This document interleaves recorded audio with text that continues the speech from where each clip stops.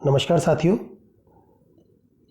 हिंदी साहित्य का इतिहास, जिस भी परीक्षा के लिए आप तैयारी कर रहे हैं और जिनमें हिंदी साहित्य का इतिहास आता है, उसके लिए हम हिंदी साहित्य का इतिहास की क्लास शुरू कर रहे हैं। देखिए, हिंदी साहित्य का इतिहास जैसे ही हम पढ़ना शुरू करते हैं तो हमारे सामने तीन शब्द सामने आते हैं। पहला है हिंदी, दूसरा है साहित्य और तीसरा है इतिहास। हिंदी साहित्य का इतिहास पढ़ने के लिए हमको इन तीन शब्दों को समझना अति आवश्यक है। सबसे पहले हम बात करते हैं इसमें इतिहास शब्द की। तो देखिए, इतिहास शब्द को जैसे ही हम पढ़ेंगे तो सबसे पहले इतिहास का सीधा जो संबंध होता है वो होता है प्रामाणिकता से। यानी कि कोई भी इतिहास हम पढ़ें, चाहे विश्व का इतिहास पढ़ें, चाहे हम भारत का इतिहास पढ़ें, तो वहाँ पर प्रामाणिकता होना ज़रूरी है। तो सामान्य रूप से आपने देखा होगा, इतिहास शब्द के अर्थ की अगर अपन बात करें तो ये तीन शब्दों से मिलकर के बना है इतिहास। यानी इति का मतलब होता है समाप्त होना, है का मतलब होता है निश्चित और अस का मतलब वो होना। अर्थात जो निश्चित रूप से समाप्त हो चुका है, या कहें कि ऐसा ही हुआ।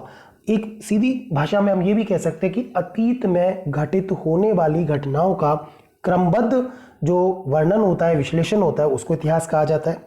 और इस इतिहास में हम लोग तत्कालीन परिस्थितियों को नहीं भुला सकते, क्योंकि इतिहास पढ़ने के लिए तत्कालीन परिस्थितियों की जानकारी होना सबसे ज़रूरी है। अब चाहे वो सामाजिक, धार्मिक, राजनीतिक, आर्थिक या सांस्कृतिक परिस्थितियां क्यों ना हो। तो यहाँ पर दो चीज़ निकल कर के आती हैं कि अगर अपन किसी भी विषय का, किसी भी भाषा का इतिहास पढ़ने जा रहे हैं तो हम उसके इतिहास शब्द को जरूर समझें, क्योंकि इतिहास का मतलब होता है कि प्रामाणिकता और क्रमबद्धता। दो शब्द यहाँ से आपको याद रखने होंगे कि कोई भी इतिहास एक तो क्रमबद्ध हमें पढ़ना है, दूसरा वो प्रामाणिक होना चाहिए। अब प्रामाणिकता तय कौन करेगा? ये इतिहासकार या जो भी भाषा साहित्यकार है या जो इतिहासकार है जिसने इतिहास को लिखा है, वो उन पहलुओं पर मूल्यांकन करके उसकी प्रामाणिकता को तय करता है। तो सबसे पहले तो हो गया इतिहास शब्द। अब बात करते हैं हम हिंदी शब्द की। साहित्य शब्द को ले लेते हैं। चलिए पहले तो देखिए, साहित्य का शाब्दिक में भावार्थ क्या होता है। साहित्य का मतलब होता है सहित और यह से मिलकर के ये बना है, स प्लस हित प्लस यह, अर्थात जो हित के भावों से भरा हुआ हो, अर्थात जो जनता के हित में एक तरह से जनता के हित का साधक हो या जिससे जनता का हित होता हो, ऐसे ही लिखित जो भी रचनाएं हैं उनको हम इतिहास कह सकते, साहित्य कह सकते हैं। इसलिए अश्लील साहित्य को साहित्य का दर्जा नहीं दिया जा सकता, क्योंकि उससे किसी भी प्रकार से जनता का हित संभव नहीं है। तीसरे शब्द की अगर अपन बात करें तो वो है हिंदी। तो जैसे ही हम हिंदी की बात करेंगे तो जैसा कि आपको पता होगा कि हिंदी शब्द खुद अपने आप में फारसी भाषा का शब्द है। इसकी उत्पत्ति फारसी भाषा से हुई है। तो हिंदी पढ़ेंगे हम तो उसमें भाषा के उद्भव और विकास पर हम चर्चा जब करते हैं तो हम देखते हैं कि सबसे पहले जो भाषा आई वो थी संस्कृत। और संस्कृत के दो रूप प्रचलित थे, एक तो था वैदिक संस्कृत और दूसरा था लौकिक संस्कृत। यानी कि समस्त भाषाओं की जननी के रूप में संस्कृत भाषा को माना जाता है। और संस्कृत के दो रूप प्रचलित थे, एक वैदिक संस्कृत जो श्लोकों के रूप में हमारे वेदों में संकलित थी, लेकिन उसको हर कोई व्यक्ति नहीं पढ़ पाता था। एक दूसरा रूप था संस्कृत का जिसको लौकिक संस्कृत कहा जाता है, जो आम जनता के लिए एक तरह से पाठ्य योग्य होती थी, जिसको जनता पढ़ती थी। लौकिक यानी बोलचाल की संस्कृत। देखिए, संस्कृत भाषा के बाद में जो अगली भाषा आई वो प्राकृत भाषा थी। और आपको पता है जैन साहित्य संस्कृत भाषा में लिखा गया था।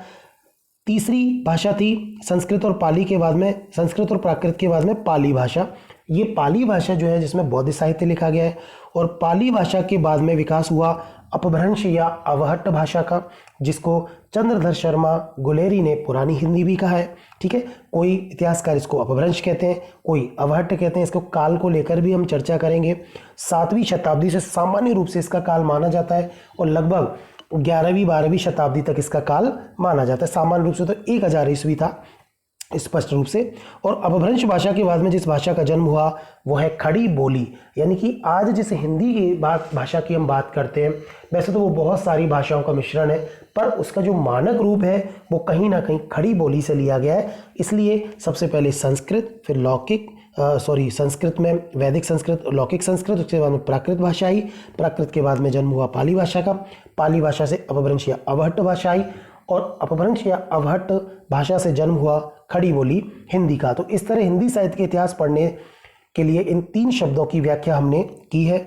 अब देखिए, अब हम इसको आगे बढ़ाते हैं, तो बात करते हैं हिंदी साहित्य के प्रयोजन की, क्योंकि कोई भी काम हम अगर प्रारंभ करते हैं तो उसका कोई ना कोई प्रयोजन तो अवश्य होता है।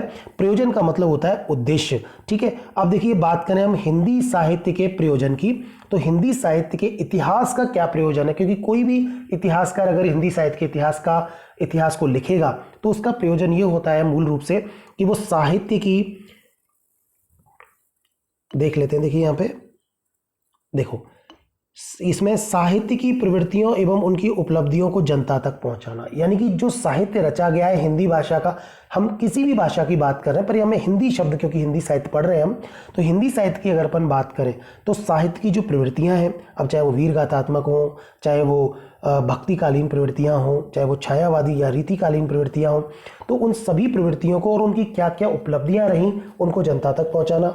इसके बाद में आता है कि उसके आंतरिक एवं बाह्य संघर्ष की गाथा को सरल और सुबोध भाषा में वर्णित करना, यानी कि जो भी भाषा के साथ में जो भी संघर्ष रहा हिंदी तक पहुंचने के लिए, वर्तमान तक पहुंचने के लिए, उसके आंतरिक और बाह्य संघर्ष की गाथा को जनता तक पहुंचाना।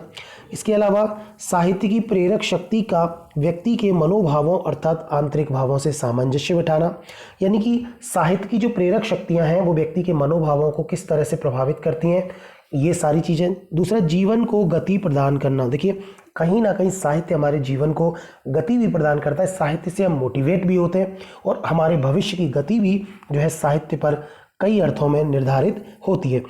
अगला है साहित्य की समाज में भूमिका स्पष्ट करना तथा राजनीतिक, सामाजिक, सांस्कृतिक परिस्थितियों का दिग्दर्शन कराना। एक साहित्य को पढ़ करके हम लोग उसकी समाज में भूमिका को स्पष्ट कर सकते हैं, यानी कि पुराने साहित्य को पढ़ करके हम हमारे भविष्य का निर्माण कर सकते हैं, हमारे समाज को बना सकते हैं और ये देख सकते हैं कि हमारा अतीत राजनीतिक रूप से, सामाजिक रूप से, सांस्कृतिक रूप से किस प्रकार का था। ठीक है, आगे देखिए, इसलिए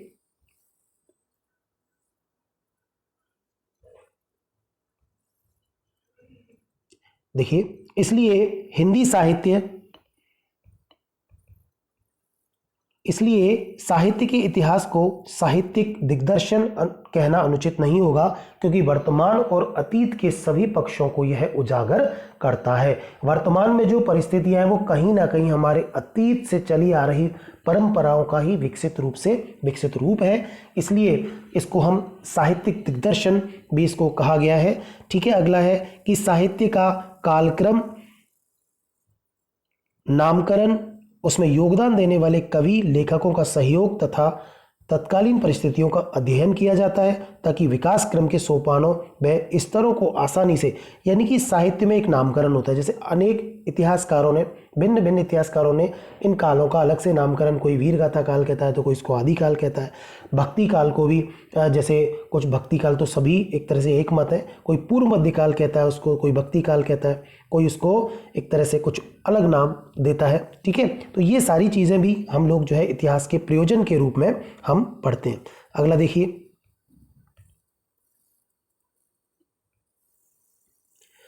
तत्कालीन कवियों की काव्य कला,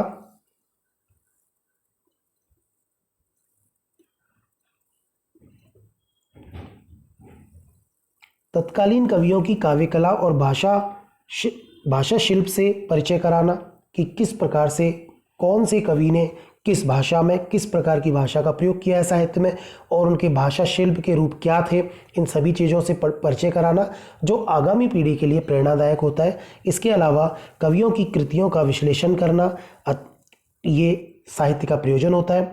अतः साहित्य के इतिहास का मूल प्रयोजन विगत युगों की साहित्यिक प्रवृत्तियों का दिग्दर्शन कराना है, क्योंकि साहित्य का इतिहास मानव की चित्तवृत्तियों का चित्रण और समसामयिक परिवेश का विवरण प्रस्तुत करता है। जिस प्रकार समाज साहित्य को प्रभावित करता है, उसी प्रकार साहित्य भी समाज को प्रभावित करता है। इस डायग्राम से आप ये चीज़ समझ सकते हैं कि किस प्रकार से समाज जो है साहित्य को प्रभावित करता है और साहित्य जो है कहीं ना कहीं समाज का मार्गदर्शन करता है। ठीक है, इसलिए एक अंतिम रूप से ये कहा जा सकता है कि साहित्य के इतिहास द्वारा हम अतीत की रचनाओं की व्याख्या और विश्लेषण वर्तमान चेतना के संदर्भ में करते हैं।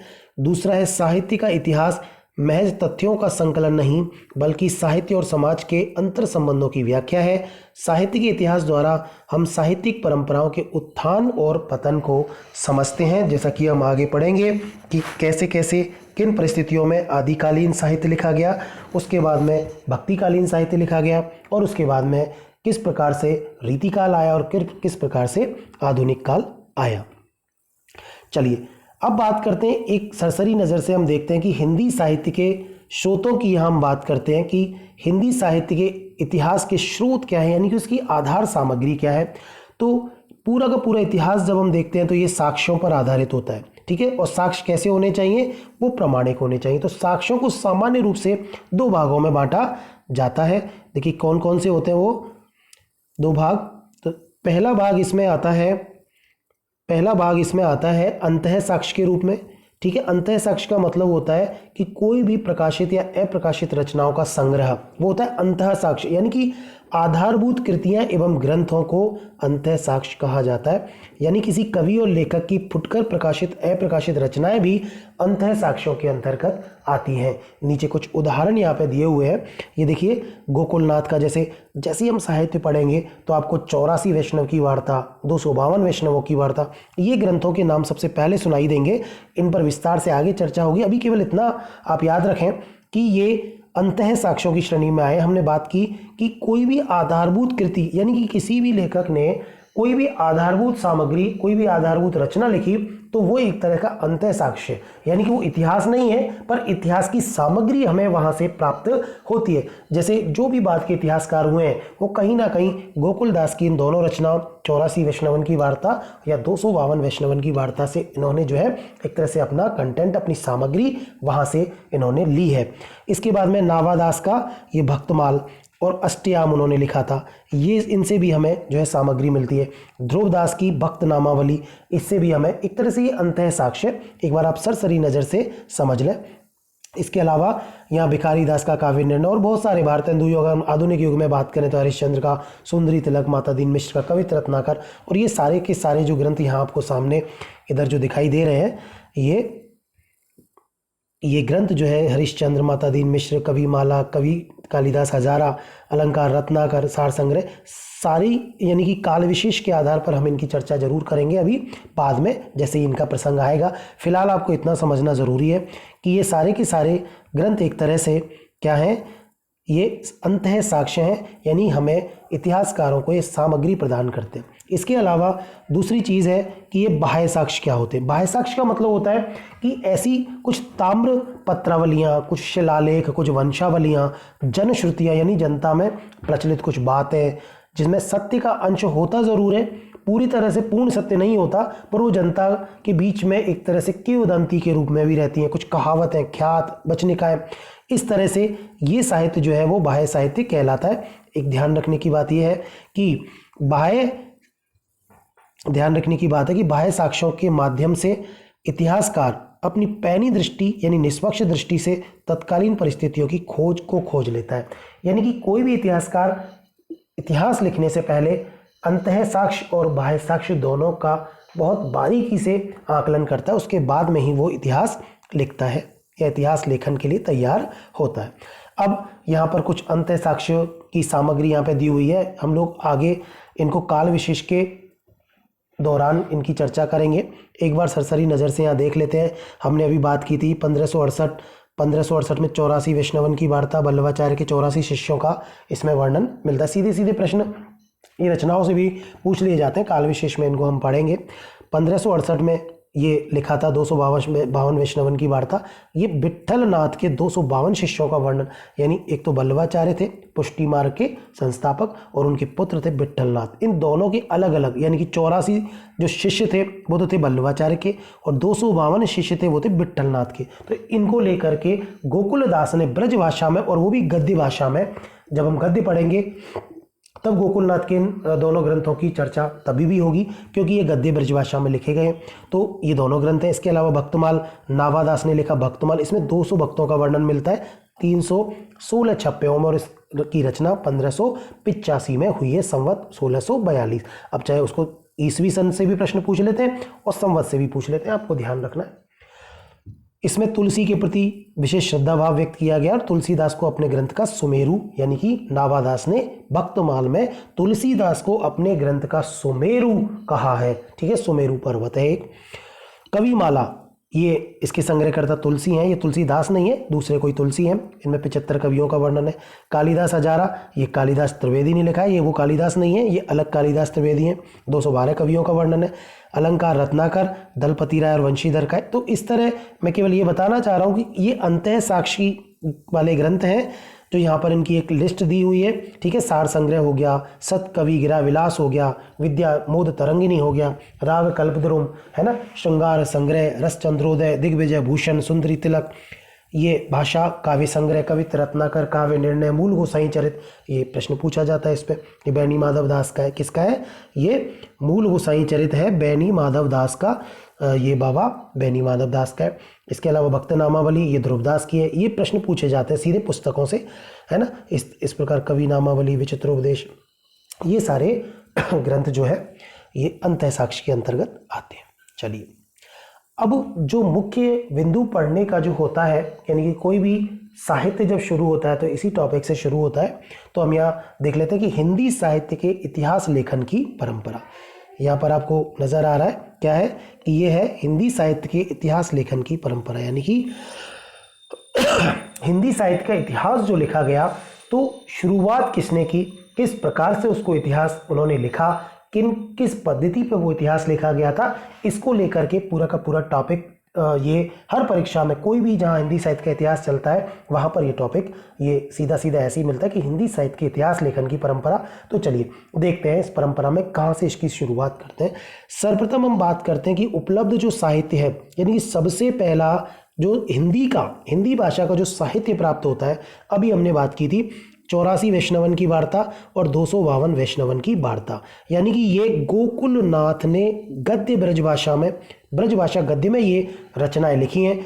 ये हिंदी साहित्य की इतिहास लेखन की परंपरा में उपलब्ध पहली रचनाएं हैं जिनको कहीं ना कहीं साहित्य का दर्जा दिया गया है, पर स्पष्ट रूप से नहीं है, क्योंकि ये इनको पहली बात तो इनको इतिहास माना नहीं गया है, क्योंकि ये एक तरह से कवि वृत्ति संग्रह, जैसा कि रामचंद्र शुक्ल ने इनके लिए कहा है कि इसमें 84 कवियों के बारे में जानकारी मिलती है, उनके जन्म इत्यादि, उनकी कुछ कविताओं के बारे में, और इसमें 252 कवियों के बारे में जानकारी मिलती है। तो इतिहास नहीं है, क्योंकि इतिहास लेखन के लिए एक दृष्टि होना जरूरी है, जो कि बाद के रचनाकारों में, या कहें कि रामचंद्र शुक्ल, हजारी प्रसाद द्विवेदी, डॉक्टर नगेंद्र, इन लोगों में, इन इतिहासकारों में हमें नजर आई।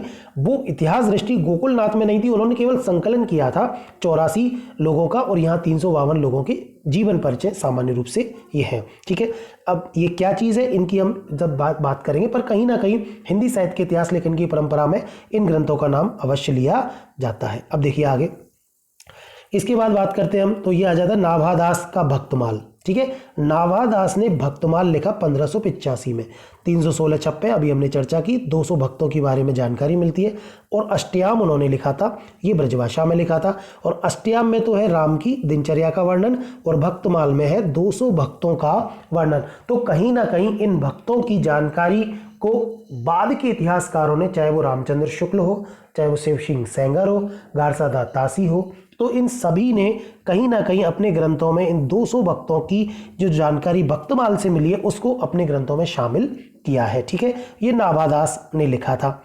इन ग्रंथों को हिंदी साहित्य का इतिहास माना जाता है, कहीं ना कहीं कि भाई हिंदी साहित्य की एक तरह से पृष्ठभूमि इनको मान सकते हैं हम। राजा शिव प्रसाद सितारे हिंद ने हिंदी भाषा का इतिहास लिखा, ये भी कहीं ना कहीं इसकी पृष्ठभूमि में आ जाता है। ठीक है, इसके बाद में अब देखिए इंपॉर्टेंट बात यह है कि ये सभी ग्रंथ जो हमने अभी पढ़े हैं, चाहे वो गोकुलदास के दोनों ग्रंथ 252 की वैष्णवन की वार्ता या 84 वैष्णवन की वार्ता हो, या नाभादास का अष्टयाम हो या भक्तमाल हो, ये इतिहास लेखन की कसौटी पर खरे नहीं उतरे, क्योंकि इनमें इतिहास के लक्षण नहीं थे। अब देखो ये समझना बहुत जरूरी है। अभी हमने जब आपको इतिहास शब्द की व्याख्या की तो उसमें दो चीज़ों की हमने बात की थी कि एक तो कालक्रम और एक प्रामाणिकता। एक तो क्या था, कालक्रम की हमने बात की थी कि कोई भी इतिहास अगर आप लिख रहे हैं तो उसमें सबसे ज़रूरी है वो क्रमबद्ध होना चाहिए।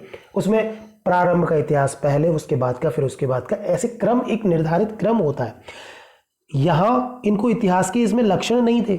हमने प्रामाणिकता की भी बात की थी, पर देखिए यहाँ पे कालक्रम का ब्यौरा कि अभी जिन ग्रंथों की हमने बात की उसमें किसी भी प्रकार का कोई कालक्रम दिया हुआ नहीं है कि वो कवि कब के हैं, कैसे हैं, 200 कवि या जो भी 84 जो लोग हैं, जो है ना, प्रवृत्तियों के बारे में कोई जानकारी नहीं कि इस समय किस चीज़ का बोलबाला था, कि लोग वीर गाथा की रचनाएं लिखते थे या धार्मिक रचनाएं लिखते थे या राजनीतिक रचनाएं लिखते थे। कोई इस प्रकार की प्रवृत्तियाँ ही नहीं है, विशेषताएं ही इसमें शामिल नहीं है, कालक्रम की कोई परिस्थितियाँ ही नहीं है कि भाई हर कोई ना कोई कालक्रम जब आता है तो उसमें कोई ना कोई विशेष परिस्थितियां उसकी होती हैं, जैसा कि हम बाद के लेखकों के बारे में पढ़ते हैं। इनका अभाव होने के कारण इनको इतिहास की श्रेणी में नहीं रखा गया था।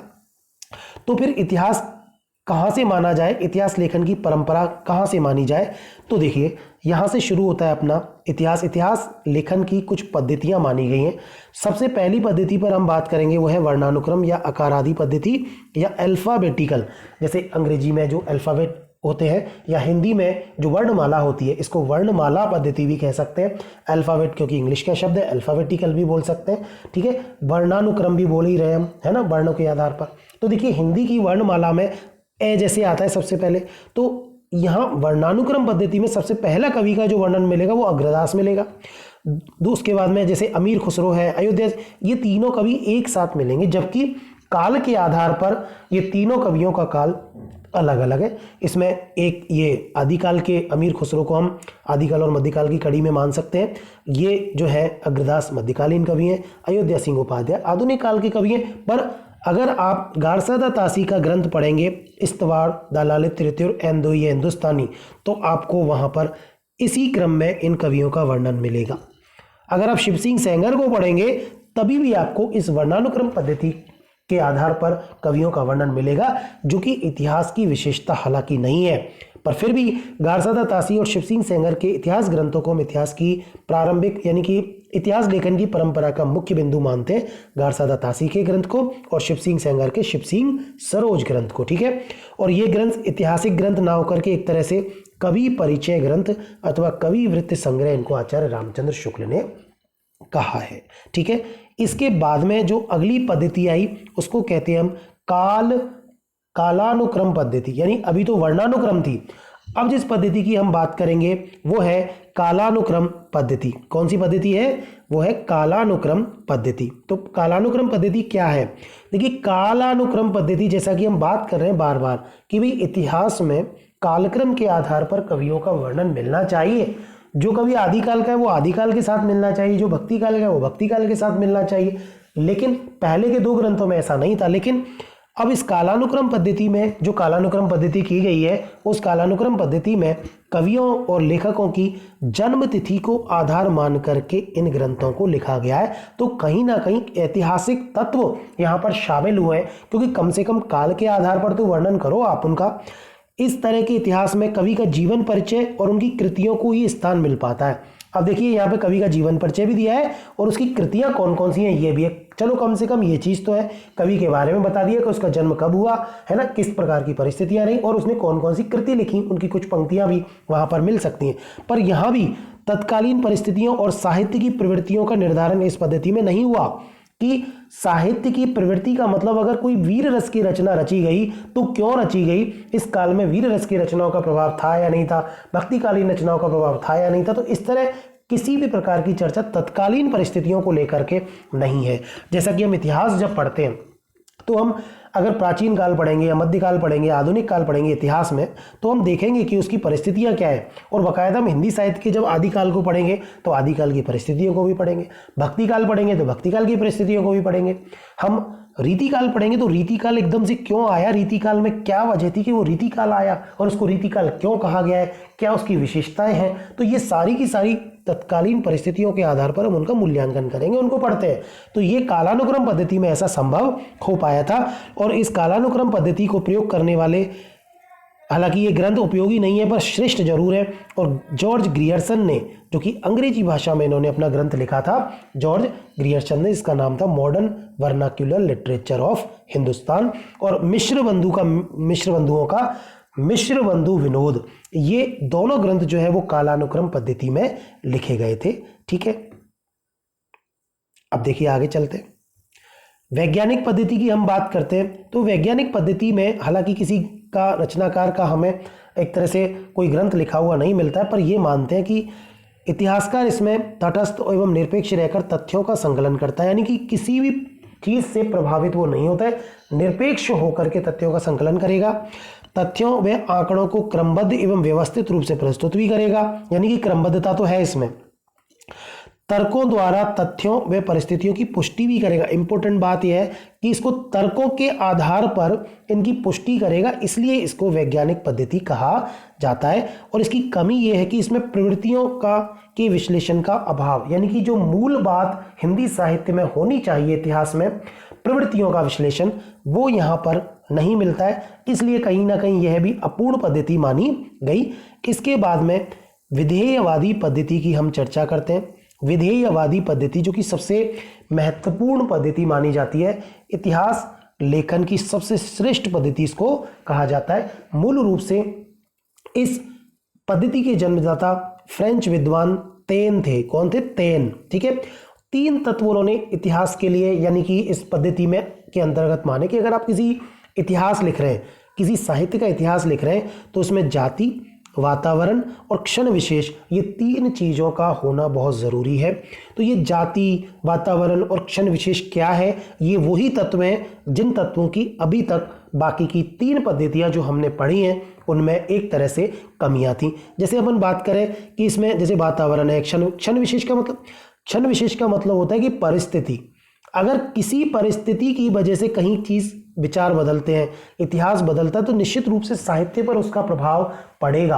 अगर कहीं राजनीतिक आंदोलन चल रहा है, एक राजा हट के दूसरा राजा बन गया, तो निश्चित रूप से उस क्षण विशेष की परिस्थिति का प्रभाव उसकी बाकी की चीज़ों पर भी, अब चाहे वो धर्म हो, धर्म पे भी पड़ेगा।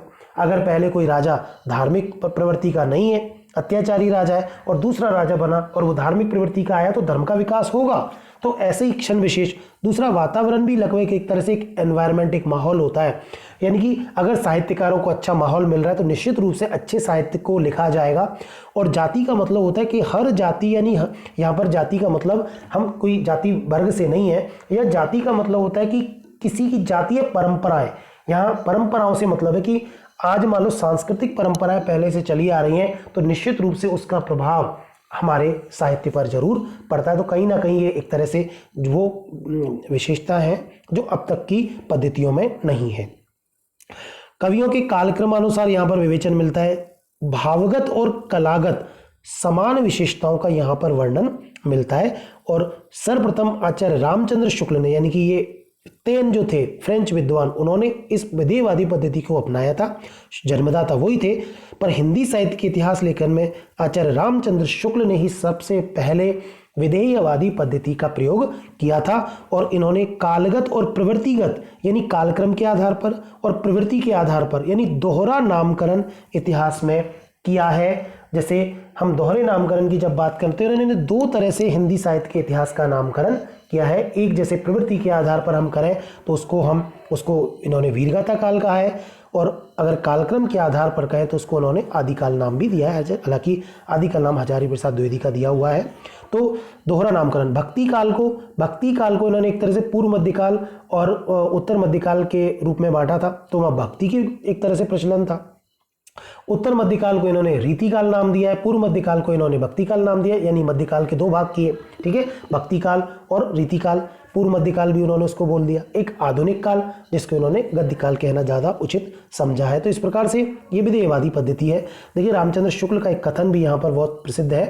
रामचंद्र शुक्ल क्या कहते हैं? रामचंद्र शुक्ल कहते हैं कि प्रत्येक देश का साहित्य वहाँ की जनता की चित्तवृत्तियों का संचित प्रतिबिंब होता है। अतः जनता की चित्तवृत्तियों में परिवर्तन होने पर साहित्य के स्वरूप में भी परिवर्तन होता चलता है, और चित्तवृत्तियों का आदि से अंत तक साहित्य परंपरा के साथ सामंजस्य दिखाना ही साहित्य का इतिहास कहलाता है। यानी कि इन्होंने सीधे सीधे साहित्य के इतिहास की परिभाषा दी है। तो ये रामचंद्र शुक्ल की साहित्य के इतिहास की परिभाषा है, आप इसको आसानी से समझ सकते हैं। और इसका जो भाव है वो ये है कि किसी भी देश का साहित्य वहाँ की जनता की चित्तवृत्तियों का संक्षिप्त प्रतिबिंब, यानी कि जनता जैसा सोच रही है, जनता जैसा देख रही है, वैसा वहां के साहित्य में लिखा जाएगा। और जैसे ही लोगों की चित्तवृत्तियां बदलेंगी, निश्चित रूप से साहित्य का स्वरूप भी बदल जाएगा।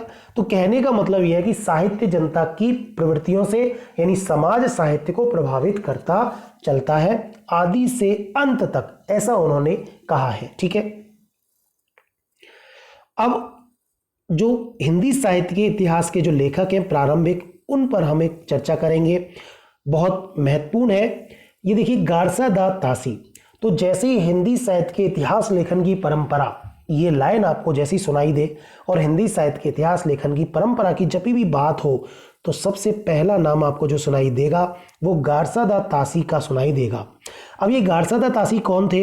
ये फ्रेंच विद्वान थे, यानी इतिहासकार थे, जिन्होंने हिंदी साहित्य का इतिहास लिखा है। पहली बार हिंदी साहित्य के इतिहास के लेखन का एक तरह से लेखक हैं ये, प्रथम प्रयासकर्ता भी इनको कहा जाता है। और इनके जो ग्रंथ है इस्तवार द लालित रहते और एंदो ये हिंदुस्तानी, ये हिंदी साहित्य का इतिहास में लिखा गया पहला इसको ग्रंथ माना जाता है। अगर प्रश्न सीधे सीधे आए कि हिंदी साहित्य के इतिहास लेखन की परंपरा में पहला प्रयास किसने किया या पहला लेखक कौन था इतिहासकार, तो वो थे गारसा दा तासी। और ये फ्रांस के रहने वाले थे, इसलिए इनकी भाषा फ्रेंच थी। और इन्होंने, अभी हमने पढ़ भी लिया है कि वर्णानुक्रम या आकार आदि क्रम में इन्होंने अपने ग्रंथ को लिखा। जैसे ए वाले पहले लिख दिए, आ वाले उसके बाद में लिख दिए, फिर कै खे गे, इस तरह से। तो एक तरह से एक ये कवि वृत्ति संग्रह आचार्य रामचंद्र शुक्ल ने इसको कहा है। इंपॉर्टेंट बात यह है कि इन्होंने काल विभाजन का कोई प्रयास नहीं किया। दो भागों में इन्होंने अपने ग्रंथ को बांटा था, 1839 और 1847 में। यानी पहले का प्रकाशन हुआ था 1839 में और दूसरा प्रकाशन हुआ था 1847 में। याद रहेगा कि ये फ्रेंच भाषा में लिखा गया था। अब प्रश्न ये आ जाए कि हिंदी साहित्य का पहला इतिहास ग्रंथ कौन सा है जो हिंदी भाषा में लिखा गया है, तो उसका उत्तर गारसा दा तासी का ये ग्रंथ नहीं होगा, ध्यान रखना, क्योंकि ये फ्रेंच भाषा में लिखा गया है। ठीक है, अब देखिए और चीज़ें हम पढ़ते हैं इसके बारे में कि इसमें कुल 738 कवियों का वर्णन मिलता है, जिसमें हिंदी के मात्र 70 या 72 कवि ही मिलते हैं, हिंदी और उर्दू के। ठीक है, कवियों की जीवनी एवं उनके द्वारा रचित रचनाओं का उपलब्ध विवरण यहाँ पर प्रस्तुत किया गया है। प्रश्न इसमें 1814 प्रश्न है और इसमें पहला कवि, क्योंकि हमने पढ़ लिया है कि वर्णानुक्रम पद्धति के आधार पर, ये वर्णानुक्रम पद्धति के आधार पर लिखा गया है, तो निश्चित रूप से पहला कवि ऐसे ही शुरू होगा, अंगद है। और अंतिम कवि हेमंत पंत है, क्योंकि हिंदी की वर्णमाला जब हम पढ़ते हैं तो इसमें अंतिम रूप से है वर्ण जो है अंत में आता है, क्षत्र ज्ञान संयुक्त वर्ण है। जब आप वर्णमाला हिंदी की देखेंगे तो आप पाएंगे कि है जो है अंतिम वर्ण है। तो पहला कवि अंगद, दूसरा कवि हेमंत पंत, अंतिम कवि। इसकी भूमिका लिखी गई है 100 पृष्ठों में और हिंदुस्तानी को एशिया की सर्वश्रेष्ठ भाषा माना है। विदेशी लेखक हैं फ्रांस के, पर इन्होंने हिंदी को एक तरह से एशिया की सर्वश्रेष्ठ भाषा हिंदुस्तानी को, हिंदी को माना है। लेखन में, यानी इस ग्रंथ के लेखन में गारसा दा तासी ने जो ग्रंथ लिखा है उसमें 66 ग्रंथों का अनुकरण या सहारा, जैसे मैंने अभी आपको बताया था कि इससे पहले के जो ग्रंथ गोकुलदास, नाभादास इत्यादि ग्रंथ लोगों ने लिखे थे, भक्त कवियों ने लिखे थे या जिसने भी लिखे थे, यानी कि गारसा दा तासी ने ऐसे ही कुछ 66 ग्रंथों का सहारा 1839 में जब पहला प्रकाशन उन्होंने किया था, तो इससे पहले के जो लगभग उनको 66 ग्रंथ मिले जिनका सहारा उन्होंने लिया। और उसमें मूल जो ग्रंथ थे जो स्पष्ट रूप से, वो 11 ग्रंथ ऐसे थे इंपॉर्टेंट महत्वपूर्ण ग्रंथ जिनको इन्होंने अपने ग्रंथ को लेखन में, यानी उनकी आधार सामग्री के रूप में, ये तो रहे इतिहासकार, गारसा दा तासी इतिहासकार हैं, लेकिन इन इतिहासकार ने अपना इतिहास ग्रंथ लिखने के लिए जो आधार सामग्री है, जो अंतः साक्ष्य उठाए, वो 11 ग्रंथ थे मुख्य रूप से। प्रोफेसर नलिन विलोचन शर्मा ने तासी को प्रथम इतिहासकार माना है, जबकि कई लोग जो है वो नहीं मानते गारसा दा तासी को पहला इतिहासकार। और लक्ष्मी नारायण वार्ष्णेय द्वारा इन्हीं के ग्रंथ का, गारसा दा तासी ने जो ग्रंथ लिखा था 1839 में, उसके ग्रंथ का 1952 में हिंदुई साहित्य का इतिहास, कभी कभार ये हिंदी साहित्य का इतिहास के नाम से मिलता है, इन्होंने अनुवाद किया था। वो फ्रेंच भाषा में था। वो कौन सी भाषा में था? फ्रेंच में। और इसका हिंदी अनुवाद किया था लक्ष्मी सागर वार्ष्णेय। सीधा प्रश्न पूछा जाता है कि गारसा दा तासी के ग्रंथ का, फ्रेंच ग्रंथ का हिंदी में अनुवाद सबसे पहले किसने किया? तो हिंदी साहित्य के इतिहास के नाम से या हिंदू साहित्य के इतिहास के नाम से लक्ष्मी सागर वार्ष्णेय ने किया था, और जो कि प्रकाशन प्रयाग या इलाहाबाद से ये ग्रंथ प्रकाशित हुआ था। क्लियर है? तो यहाँ हमने ये हिंदी साहित्य के इतिहास लेखन की परंपरा में पहले कवि के रूप में गारसा दत्तासी को पढ़ा। अब बात करते हैं हम दूसरे कवि शिव सिंह सेंगर की। महत्वपूर्ण है ये भी, इसलिए महत्वपूर्ण है क्योंकि शिव सिंह सेंगर हिंदी भाषा के लेखक हैं, इतिहासकार हैं, और उनका ग्रंथ का नाम है शिव सिंह सरोज। ठीक है, इस ग्रंथ में भी काल विभाजन का, आदिकाल, भक्तिकाल, रीतिकाल, आधुनिक काल, किसी भी प्रकार का प्रयास शिव सिंह सेंगर ने, यानी प्रारंभ के दो लेखक गारसा दत्तासी और शिव सिंह सेंगर, इन्होंने काल विभाजन का कोई प्रयास नहीं किया। तो इसी से आप दिमाग लगा सकते हैं कि काल विभाजन का जब इन्होंने प्रयास ही नहीं किया तो निश्चित रूप से इन्होंने अपने ग्रंथ को, इन्होंने भी अकार आदि या वर्णानुक्रम पद्धति में ही लिखा होगा। कि जब काल विभाजन ही नहीं किया तो कैसे कवियों को ये बांटेंगे? तो इन्होंने अकार आदि क्रम में, वर्णानुक्रम पद्धति में अपने ग्रंथ को लिखा था, शिव सिंह सरोज ग्रंथ को सेंगर साहब ने। ठीक है, नवल किशोर प्रेस लखनऊ से प्रकाशित हुआ था 1883 में। 1878 में प्रकाशित एक बार हो गया था, लेकिन कुछ त्रुटियां इसमें रह गई थी, और इसका वास्तविक प्रकाशन 1883 में हुआ था। और ये भारतीय भाषा का भारतीय विद्वान द्वारा, इंपॉर्टेंट बात यह है कि भारतीय भाषा यानी हिंदी भाषा में लिखा गया और हिंदी विद्वान द्वारा लिखा गया पहला ग्रंथ था। और इसमें 1000 कवियों का वर्णन है, उनकी जीवनी है, उनके जीवन से संबंधित घटनाएं हैं, और उनकी कविताओं का संग्रह भी इसमें किया गया है। ये याद रखने वाली बात है। अब देखिए, अकार आदि क्रम में लिखा गया है, तो निश्चित रूप से पहला कवि, अच्छा, इन्होंने वर्णन में प्रथम कवि ए आ ई के आधार पर इन्होंने लिखा है, लेकिन फिर भी ये हिंदी साहित्य का प्रथम कवि पुष्य या पुंड को मानते हैं। पुष्य या पुंड को, जो कि 7वीं शताब्दी में इसका समय मानते हैं, और पहला कवि इसको मानते हैं। कवि परिचय के साथ साथ उनकी कविताओं के उदाहरण इसमें दिए हुए हैं। कवियों का जन्मकाल व रचना काल यहाँ विश्वसनीय नहीं है। तो 2 ग्रंथ हो गए। ठीक है, पहला तो हो गया हमारा गारसा दत्तासी का इस्तवार दलालत हिंदुस्तानी, जो फ्रेंच भाषा में लिखा गया था वर्णानुक्रम पद्धति में ही, और उसी पद्धति में शिव सिंह सेंगर ने शिव सिंह सरोज लिखा, पर ये हिंदी भाषा में लिखा गया ग्रंथ था। ठीक है, अब बात आती है जॉर्ज ग्रियर्सन की, बहुत महत्वपूर्ण है। जॉर्ज ग्रियर्सन इसलिए महत्वपूर्ण है कि पहली बार इन्होंने अपने ग्रंथ में पहली बार काल विभाजन का प्रयास किया। काल विभाजन यानी कि आज जब हिंदी साहित्य को हम पढ़ते हैं तो उसमें 4 कालों की चर्चा होती है, आदिकाल, भक्तिकाल, रीतिकाल, आधुनिक काल। ऐसे ही हिंदी साहित्य के इतिहास में पहली बार काल विभाजन का प्रयास किया था ग्रियर्सन ने, और इन्होंने हिंदी साहित्य के इतिहास को 11 कालों में बांटा था। ठीक है, कितने कालों में बांटा था? 11 कालों में बांटा था। इनके ग्रंथ का नाम था the modern vernacular literature of Hindustan. ठीक है, प्रकाशन वर्ष 1888, एशियाटिक सोसाइटी ऑफ बंगाल के द्वारा इस ग्रंथ का जो है प्रकाशन करवाया गया था। अब द मॉडर्न वर्नाक्यूलर है, तो ये अंग्रेजी भाषा के विद्वान थे ग्रियर्सन।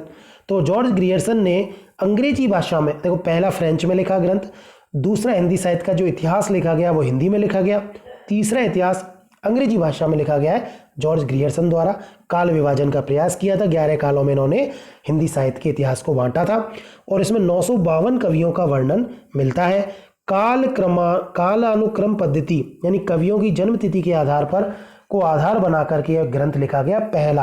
अब प्रश्न आ जाए कि कालानुक्रम पद्धति में लिखा गया पहला हिंदी साहित्य का इतिहास कौन सा था, इतिहास ग्रंथ कौन सा था?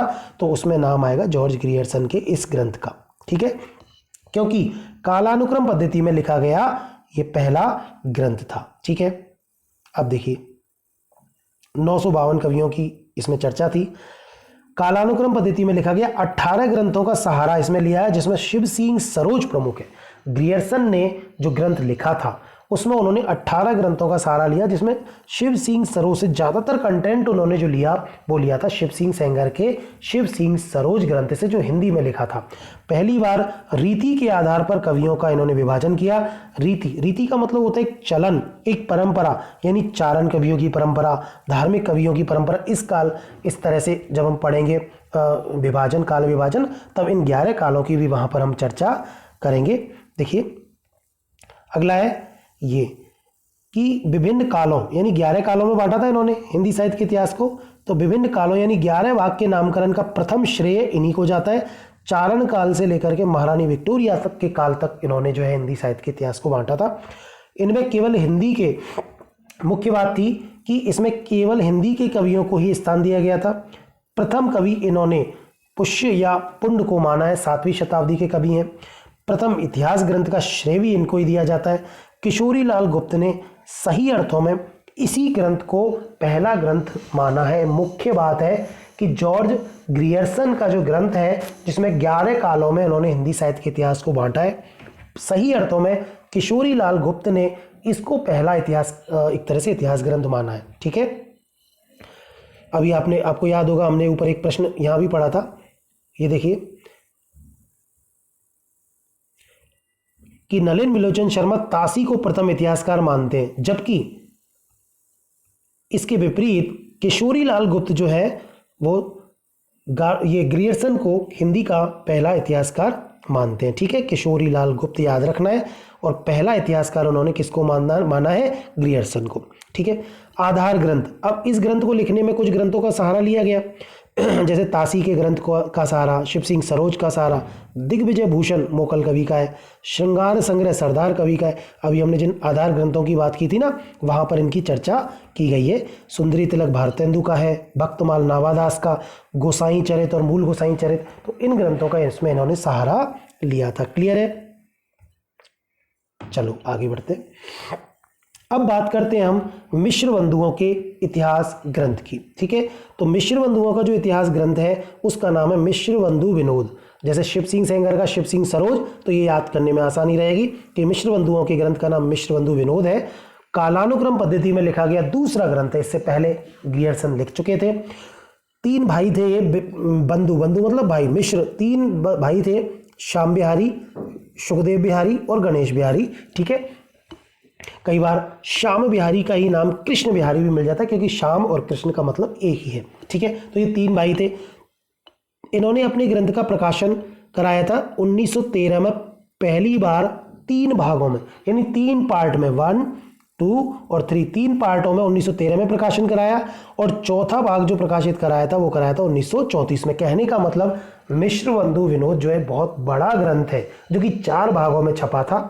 पहले 3 भाग 1913 में प्रकाशित हो गए और अंतिम चौथा भाग 1934 में। 5000 कवियों का वर्णन, आप इसी से अंदाजा लगा सकते हैं कि अब तक अधिकतम 1000 कवियों का वर्णन मिलता है, लेकिन पहली बार मिश्र बंधु ने 5000 कवियों को अपने ग्रंथ में स्थान दिया, और 8 काल खंडों में इन्होंने हिंदी साहित्य के इतिहास का, देखो काल विभाजन ग्रियर्सन ने 11 कालों में बांट दिया हिंदी के, एक तरह से हिंदी साहित्य के इतिहास को। इन्होंने 8 काल खंडों में विभक्त किया था हिंदी साहित्य के इतिहास को। हम चर्चा करेंगे आगे। 5000 कवियों का वर्णन है, और 4 जिल्दों में 4 भागों में छपा था, जिसके 3 भाग 1913 में और 4 भाग 1934 में छपे थे। ठीक है, ये देखिए आगे कि हिंदी के 9 कवियों को नवरत्न की संज्ञा किसने दी, ऐसा भी प्रश्न पूछा जाता है। पहली बार अपने ग्रंथ में इन्होंने 9 कवियों को नवरत्न की संज्ञा दी, जिनमें सूरदास, तुलसीदास, देव, बिहारी भूषण, मतीराम, केशव, कबीर और चंद्रवरदाई हैं। हिंदी नवरत्न नाम से यह ग्रंथ लिखा गया था, और इसका जो प्रकाशन वर्ष था वो था 1910। सन भी पूछा जाता है। इसमें भारतेंदु हरिश्चंद्र की आलोचना की गई थी, यानी मिश्र बंधुओं ने भारतेंदु हरिश्चंद्र की आलोचना की थी, और हिंदी साहित्य की राजनीतिक, धार्मिक, साहित्यिक गतिविधियों का वर्णन इन्होंने अपने ग्रंथ में किया था। तो ये जो है 4 कवियों का वर्णन हम पढ़ चुके हैं यहाँ पे। अब हम बात करते हैं रामचंद्र शुक्ल की। आचार्य रामचंद्र शुक्ल ने क्या किया? देखिए, आचार्य रामचंद्र शुक्ल का हिंदी साहित्य के इतिहास में, अगर हम इनको एक मील का पत्थर कहें, या कहें कि हिंदी साहित्य के इतिहास के हिंदी साहित्य इतिहास पुरुष के रूप में, तो आचार्य रामचंद्र शुक्ल का नाम सबसे आगे गिना जाएगा। आज जितनी भी हिंदी साहित्य के इतिहास की जितनी भी स्थापनाएं हैं, उनके मौलिक उद्भावक आचार्य रामचंद्र शुक्ल कहे जाते हैं, और बाद के जितने भी कवि हैं, अधिकांश कवि ने उन्हीं के कथनों को ही थोड़ा सा इधर उधर करके अपनी जो है उद्भावनाएं या अपने एक तरह से कथन किए हैं, लेकिन सब पर रामचंद्र शुक्ल का प्रभाव है। इसलिए रामचंद्र शुक्ल को अगर हिंदी साहित्य का इतिहास आपने पढ़ा और उसमें रामचंद्र शुक्ल के इतिहास ग्रंथ को नहीं पढ़ा तो समझिए कि आपका हिंदी साहित्य का इतिहास का अध्ययन अधूरा है। हालांकि बीच में जब हम पढ़ते हैं हजारी प्रसाद द्विवेदी से, उनका थोड़ा सा, हजारी प्रसाद द्विवेदी ने कुछ मौलिक उद्भावनाएं अपने तरीके से तर्क प्रस्तुत करके की थी, जो कि वो बहुत अच्छा एक तरह से अध्ययन का विषय है।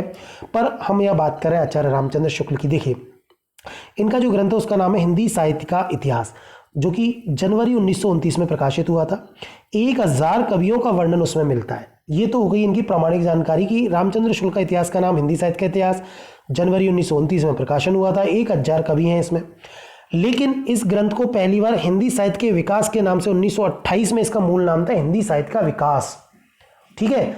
और हिंदी साहित्य की रूपरेखा के रूप में, कि इन्होंने हिंदी साहित्य के इतिहास ग्रंथ की रूपरेखा के रूप में लिखना शुरू किया था और रूपरेखा के रूप में ही उन्होंने, और उसका नाम था उस समय हिंदी साहित्य का विकास। लेकिन जब ये प्रकाशित हुआ, उसके लेखन तो 27 में शुरू हो गया, लेकिन 1929 में प्रकाशित हुआ और बाद में संशोधित रूप 1940 में इसका प्रकाशित हुआ। उसके बाद में इसमें किसी भी प्रकार के चेंजेस नहीं हुए।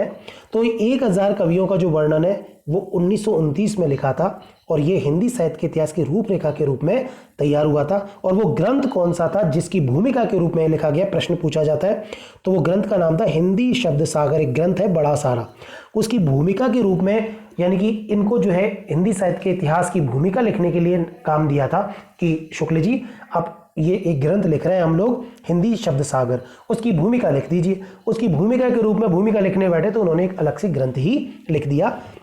मीमांसा परक ग्रंथ है, यानी समालोचनात्मक दृष्टिकोण को अपनाया गया है।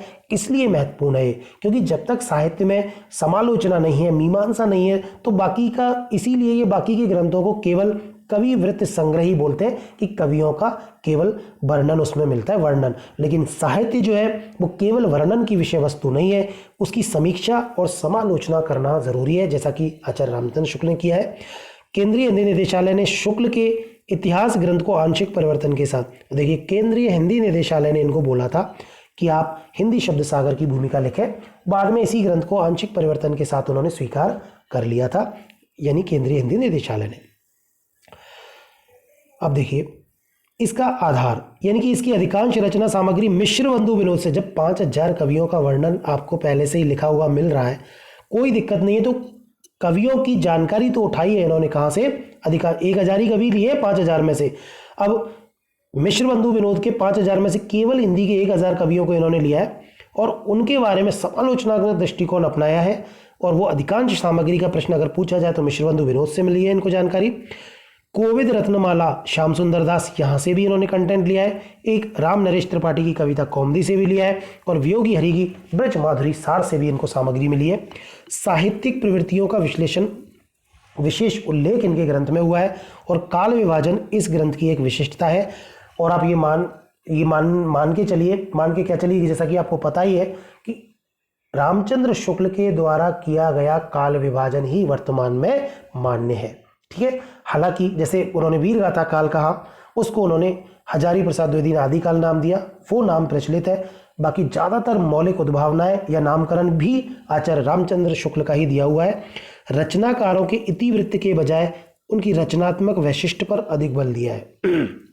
केवल ऐतिहासिक संकलन नहीं है उनका ग्रंथ, बल्कि उनकी रचनात्मक, किसी कवि में किस प्रकार की रचना वैशिष्ट है, किस प्रकार की उसकी रचना करने की योग्यता है, उन्होंने किस विषय को मुख्य बनाया, इस सभी चीज़ों का विश्लेषण भी इन्होंने अपने ग्रंथ में किया है। शुक्ल जी ने गारसादा तासी, शिव सिंह सेंगर और ग्रियर्सन के इतिहास को इतिहास ग्रंथ न मानकर केवल कवि वृत्त संग्रह कहा। एक कथन भी ऐसा ही एक प्रचलित है कि रामचंद्र शुक्ल ने हिंदी साहित्य के इतिहास को एक पोटली में से निकाल करके सबके सामने तरीके से प्रस्तुत किया था। एक ऐसा ग्रंथ भी प्रचलित है, वो इसी कथन के लिए कि इससे पहले के जितने भी इतिहास ग्रंथ थे वो एक तरह से कंटेंट मात्र थे, कवियों का संग्रह मात्र थे, कवि वर्णन मात्र थे। कालखंडों और काव्य धाराओं का सुनिश्चित वर्गीकरण इसमें किया गया है। हिंदी साहित्य इतिहास का सबसे प्रामाणिक, वैज्ञानिक, सुव्यवस्थित, सर्वोत्कृष्ट इतिहास ग्रंथ माना जाता है, आधार ग्रंथ भी माना जाता है, क्योंकि बाद के कवियों ने शुक्ल जी के ग्रंथ को मानकर ही अपने ग्रंथ का एक तरह से लिखा था। हिंदी साहित्य के इतिहास का 4 कालखंडों में इन्होंने विभाजन किया है और विभाजन का आधार है साहित्य की मुख्य प्रवृत्तियां। इंपॉर्टेंट बात है कि उन्होंने साहित्य की जो मुख्य प्रवृत्तियां थीं, चाहे वो वीर गाथा से संबंधित हो, चाहे वो भक्ति से संबंधित हो, चाहे वो किसी एक तरह से नायक का वर्णन से संबंधित हो, चाहे आधुनिकता लिए हो, इस तरह से उन्होंने प्रवृत्तियों को स्थान दिया, आधार बनाया। नलिन विलोचन शर्मा के अनुसार हिंदी की विधेयवादी लेखन पद्धति के प्रवर्तक शुक्ल जी नहीं बल्कि ग्रियर्सन है, ऐसा नलिन विलोचन शर्मा ने कहा है। इसलिए इंपॉर्टेंट मान लेते हैं इसको, क्योंकि शुक्ल जी को ये विधेयवादी पद्धति के जनक नहीं मान रहे, मान किसको रहे? ग्रियर्सन को, जबकि ऐसा बाकी लोग नहीं मानते। अपभ्रंश साहित्य को हिंदी से अलग मानकर पूर्व पीठिका के रूप में, ये देखिए, पूर्व पीठिका के रूप में प्रस्तुत किया था, पूर्व पीठिका के रूप में वर्णित किया था। ठीक है, तो ये अपभ्रंश साहित्य को आचार्य रामचंद्र शुक्ल ने अपभ्रंश के साहित्य को यानी सरहपा इत्यादि सिद्धों और नाथों के साहित्य को हिंदी से अलग माना और इसको कहा कि ये हिंदी साहित्य की पूर्व पीठिका है। इसलिए जब हम आचार्य रामचंद्र शुक्ल का पढ़ेंगे हिंदी साहित्य का इतिहास, तो आपको याद होगा कि वो संवत 1375 से हिंदी साहित्य के इतिहास की शुरुआत मानते हैं, जबकि हजारी प्रसाद द्विवेदी ने अपभ्रंश साहित्य यानी सिद्धों और नाथों के साहित्य को जो हिंदी के अंतर्गत ही माना है। तो चलिए दोस्तों, आज के लिए अपनी क्लास इतनी ही, अगली क्लास में इसके आगे हम पढ़ाएंगे। धन्यवाद।